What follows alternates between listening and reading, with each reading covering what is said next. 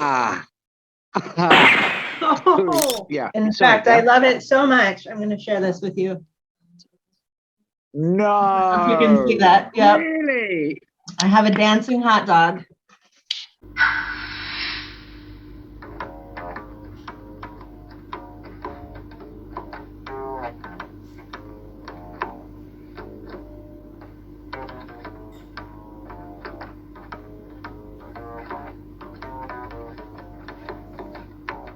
Aloha, everybody, and welcome to this episode of Experts and Idiots with me, 420 Chili Sash, and my mate, you can see up there. Hello, matey. Hi.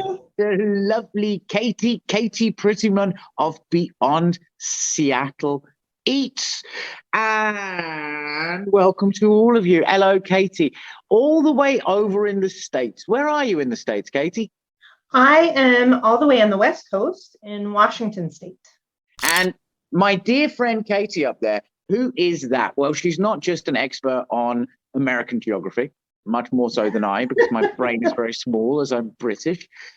She's also a top chili head. I've seen this poor woman suffer through many a chili challenge, and it's very impressive. Thank you. That's all right. She's also the presenter of the Ace YouTube show Beyond Seattle Eats. You could say that Katie is the creator or presenter on Beyond Seattle Eats. You could also say she's the victim very often on Beyond Seattle Eats, as I've seen. But check it out. It's super cool stuff, yeah. She is also a competitive eater. Now, that's where we are today, and that's what we're up to today. We're going to learn a little bit of what it means, competitive eating. What is a competitive eater? How the hell do you do that? And of course, you've got two chili heads here. So we've decided to turn it into a burn session naturally. Naturally. So I have my weapon of choice, which I will show you. It is here. That is our Hindenburg candy floss chili extract. Nasty stuff. Carolina Reaper candy floss. It is evil. And I love it. Normally, it goes per drop. Today, I've got my personal stash. So I'm going per spoon, of course. Katie, matey, what have you got there for your weapon? So today I have a tincture called Tiki's Revenge. It was made by Stephen Pulley out of Montana. I don't know what's in it, but I have had it before and it is extremely hot. So looking forward to this today. Oy vey. Katie, long Thank life, you. good health. Good luck. Cheers. Ah, ah, Oh, oh, oh, oh, oh. excuse me. Oh, that's clever. I just took the tissue I put my tincture on and wiped my eye with it. That was clever of me. Oh, don't do that.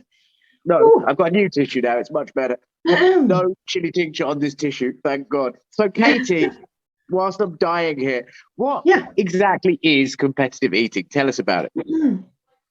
Yeah, so where do I start with that? A lot of people that love competitive eating first fell in love with it with this American TV show called Man versus Food, where great show. Adam Richman went around the US trying all these restaurant challenges, totally separate from competitive eating. So what people don't realize is there are people that do restaurant challenges and they are food challenges. I can't talk. Oh my gosh, I'm burning. It's a challenge to talk just now. You don't need a food challenge. Just slowly. Everything will be fine. There are people that do food challenges but aren't competitive eaters. Competitive eaters are people that actually show up to contests and compete at either eating food really fast and or large capacity challenges. Ooh. How do you get started in something like that? Does that mean that you were essentially someone who liked to eat massive quantity of food in one go, or how's that start? Yeah, so typical American bullshit, really. But growing up, we went to the buffet like every weekend, and my stepfather and I would kind of compete for who could eat the most plates of food. So I kind of got started with that as a young child. And then that television show inspired me to do restaurant challenges. And yeah, then I started watching competitive eaters on YouTube and just kind of went from there. And Katie, so take us on a little tour through your career, competitive eating career. Yeah, so let's see. In 2017, I started watching competitive eaters on YouTube. And so in 2018, I made it my New Year's resolution, instead of losing weight, to see if I could become a competitive eater. And I had enough natural talents that I did really well in some local contests. And so people on Twitter were encouraging me to try for the Nathan's hot dog contest in New York. And I said, no, I don't think I could do that. And they said, no, we think you could. And so I went to a qualifier that year, and I won. You won the Nathan's hot dog contest? The qualifier.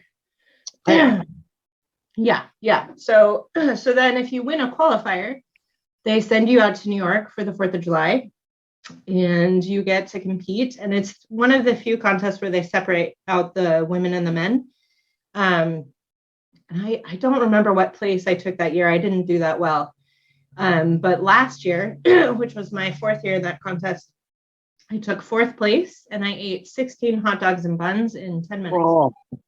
In how many minutes? 10 minutes.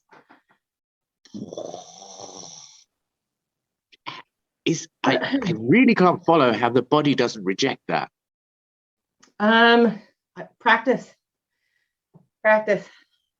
Okay, I've got to ask then, how on earth do you prepare for something like that? How do you prepare for a competitive eating contest? So lots of people train with water. They chug massive quantities of water to stretch out their stomach. I don't like doing that, and it's kind of dangerous. So I do a mixture of steamed vegetables, cottage cheese, and water. And what, you chug that? So what I do is I chug some water before, and then I eat, pounds and pounds of food, and then I chug as much water as I can afterwards. And I weigh myself before and afterwards to see how many pounds I've gotten in there. And so does that mean if you eat a pound of food like that, then you chug a couple of pounds of water, when you step on the scales afterwards, your weight has increased by 3 pounds, correct? Yeah. So at my peak, I was able to consume 10 pounds of water and vegetables in one sitting. Dude, competitive eating must be dangerous. It's not good for you. I don't recommend it. I would say that what we're doing right here is probably way safer. In what way is it bad? Well, just talking about that, I think I'm going to have another little hit. Oh, God, I am sweating. Okay. Don't have to do a full dropper full this time, my dear. Oh, my goodness. Please. That was a heavy dropper you did there. It was. Oh, I'm going for a hit. Okay. Cheers. Okay. Cheers.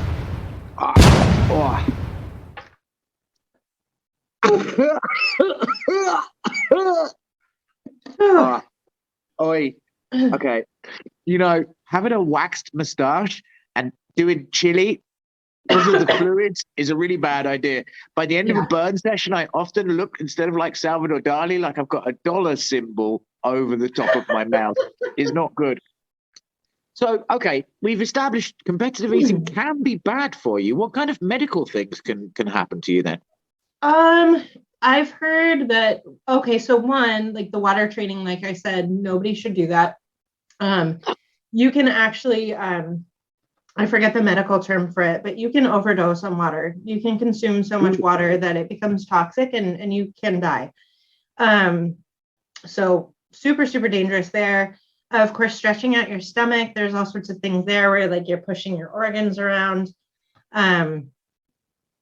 Yeah, not to mention, I mean, when we're consuming lots of hot dogs, things like that, the nitrates are insane. So I'm really honest with my physician, and I do get regular like blood work done, and everything's good so far. So do you Okay, you're allowed not to answer this question if you don't Okay. wish to. All right. Uh-huh. Because I'm thinking all competitive eaters should theoretically be really fat. Mm-hmm. You're not. And therefore, that means these pounds and pounds that you're putting into your body are leaving your body. Now, does that mean when you finish a competition that you know?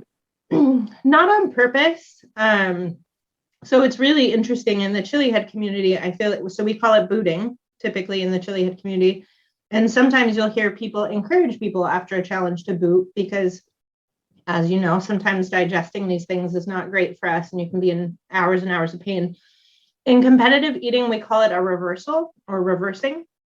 And it's extremely frowned upon. You're disqualified if you reverse, obviously. So that Reversing. said, Reversing basically means reversing. barfing. Yes.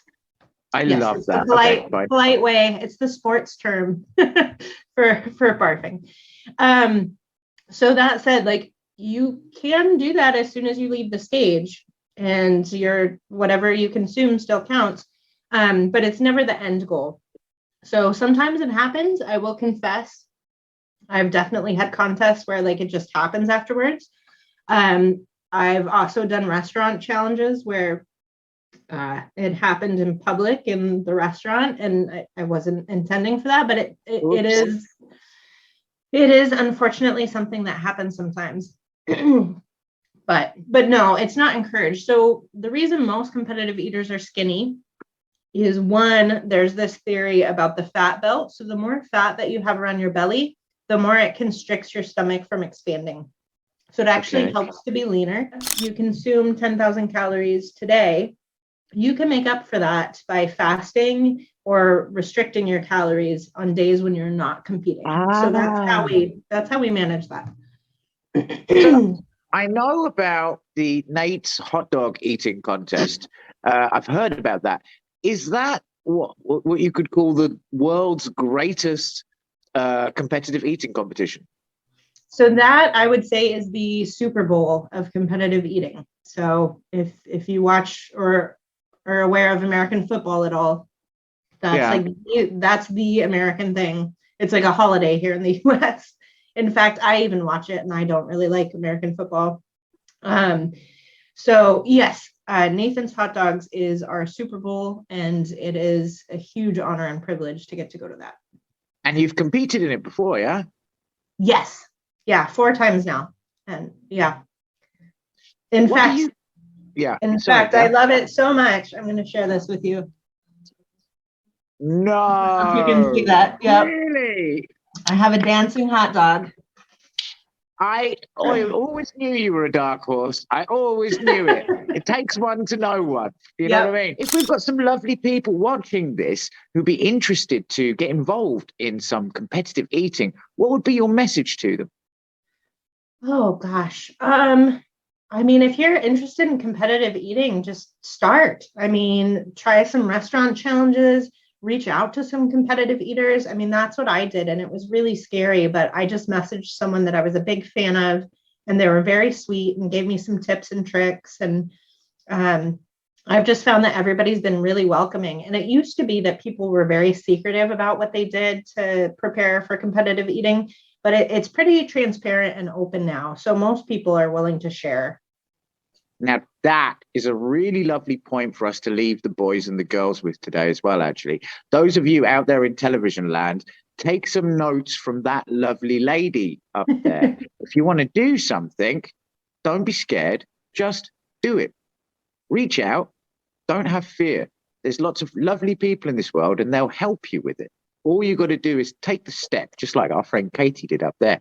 Both of us would love to say ciao for now. So all of you out there, ciao for now. Ciao. Oh, I think I've done myself a mischief. I don't know what I was doing taking that full Robbie of tincture. Oof.